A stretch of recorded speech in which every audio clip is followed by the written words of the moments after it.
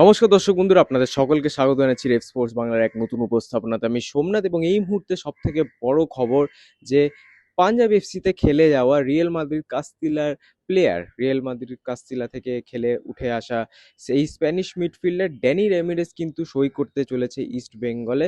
এবং সম্ভবত কিন্তু আমরা যা শুনতে পাচ্ছি সই সাবুদের যে প্রক্রিয়া সেটাও মোটামুটি কমপ্লিট হয়ে গেছে এবং ক্লাব সোর্সেস থেকে কিন্তু অ্যানাউন্সমেন্টও খুব শীঘ্রই আসবে এরকম মনে করা হচ্ছে। এবং পাশাপাশি তার সঙ্গে ইস্টবেঙ্গলের যে কারেন্ট অ্যাটাকিং মিডফিল্ডার ছিলেন মিগেল ফেরেরা, তিনি কিন্তু যাচ্ছেন মোহনবাগান সুপার জায়ান্টে। সেই একটা যে একটা ঐতিহাসিক কন্ট্রাক্ট হতে চলেছে ভারতীয় ফুটবলের মানচিত্রে, ক্লাব ফুটবলের মানচিত্রে কিন্তু এরকম বড় কন্ট্রাক্ট সচরাচর আমরা দেখিনি। এবং মিগেল ফেরেরা যদি সবকিছু ঠিকঠাক থাকে মোহনবাগান সুপার জায়ান্টের সব থেকে দামি প্লেয়ার হতে চলেছেন।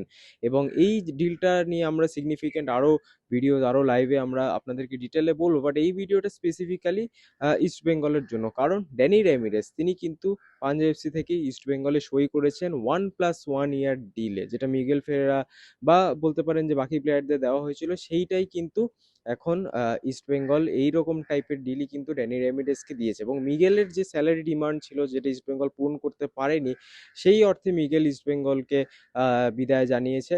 এবং পাশাপাশি ড্যানি রেমিরেসকে কিন্তু যে ইস্টবেঙ্গল সাইন করেছে এই মিগেলের স্যালারিটা থেকে কিন্তু অনেক অংশে কমে। এবং ইস্টবেঙ্গল ম্যানেজমেন্ট এটা বিশ্বাস করে যে মিগেলের এই স্যালারি থেকে কিন্তু তারা অনেক বেশি ভালো কাজ করতে পারবে, অনেক প্লেয়ার নিতে পারবে। একটা প্লেয়ারের পিছনে এতগুলো টাকা ইনভেস্ট করার থেকে বেটার হয়তো আরও কয়েকটা প্লেয়ার এই দামে হয়তো চলে আসতে পারে। এবং সেই জন্যই কিন্তু প্রথম পদক্ষেপ এই ড্যানি রেমিরেসকে সাইন করিয়ে রাখা। এবং বলতে পারেন এই যে ঘটনাটা এটা কিন্তু বেশ অনেক দিন ধরেই হচ্ছে ড্যানি রেমিরেজের সাথে ইস্ট বেঙ্গলের যে কন্ট্যাক্ট, এবং মিগেল ফেরেরা যে অন্য ক্লাবে মুভ করতে চাইছে এই জিনিসটা বেশ অনেক দিন ধরেই হচ্ছে। এই জন্য ইস্ট বেঙ্গল ম্যানেজমেন্ট কিন্তু তৎক্ষণাৎ পাঞ্জাব এফসির এই স্প্যানিশ মিডফিল্ডারের সঙ্গে যোগাযোগ করে এবং পাশাপাশি কিন্তু তার ভার্বাল এগ্রিমেন্ট সমস্ত কিছু হয়। এবং আজকে যা খবর শোনা যাচ্ছে ডিলটা কিন্তু একেবারেই ডান। এবং ইস্ট বেঙ্গলের যে এই আপাতত যে সেট টিমটা আছে, আপাতত আজকের দিনে অবধি কথা বলছি, মিগেল ফেরা তিনি বেরিয়ে গেলেন, তার জায়গায় একটা অ্যাটাকিং মিডফিল্ডার কিন্তু ইস্ট বেঙ্গল সাথে সাথে সই করে ফেলেছে।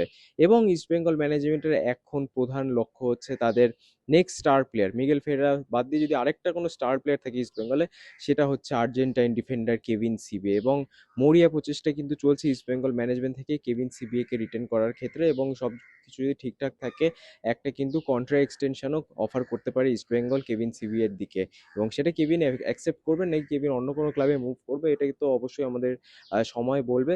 বাট স্টিল আপাতত এটাই কিন্তু নিউজ যে ড্যানি র্যামিরেস কিন্তু জায়গা নিতে চলেছেন মিগেল ফেরেরার। এবং সব কিছু ঠিকঠাক থাকলে মোহনবাগানেও কিন্তু মিগেল যুগের সূচনা হতে চলেছে। এবং বিশ্বকাপের মাঝে ট্রান্সফার মার্কেট নিয়ে এত বড় বড় সব আপডেটস আছে যে বিশ্বকাপ ছেড়ে এইটা নিয়ে ভিডিও করতেই হলো। কেমন লাগলো অবশ্যই জানতে ভুলবেন না। এরকম আরও আপডেটস নিয়মিত এখন আসতে থাকবে, কারণ টু বি অনেস্ট আপনারা যারা ট্রান্সফার মার্কেট দেখেছেন আগের বছরগুলো, এই জুলাই মাসের শুরু থেকে কিন্তু ক্লাব তরফের থেকে অ্যানাউন্সমেন্ট হয়ে যায় এবং এই জুন মাসের মাঝ থেকে শেষ অবধি কিন্তু সমস্ত এইসব খবর বেরোয় ট্রান্সফার মার্কেট রিলেটেড, কে কোন প্লেয়ার কোন ক্লাবে সাইন করলো, এই খবরগুলো মোটামুটি কিন্তু বেরিয়ে যায়, কারণ সাইনিং কিন্তু এই পিরিয়ডটাতেই হয়। তো এরকম যদি রোজই একটা দুটো ভিডিও আপনারা দেখতে পারেন তাহলে অবাক হওয়ার কিছু থাকবে না। আপডেট কিন্তু এখন এরকম আসতেই থাকবে। গতকাল কিন্তু বরিশ সিং এর একটা খবর পাওয়া গেছিল, বরিশ সিং ও ইস্ট বেঙ্গলে কিন্তু সই করতে চলেছেন।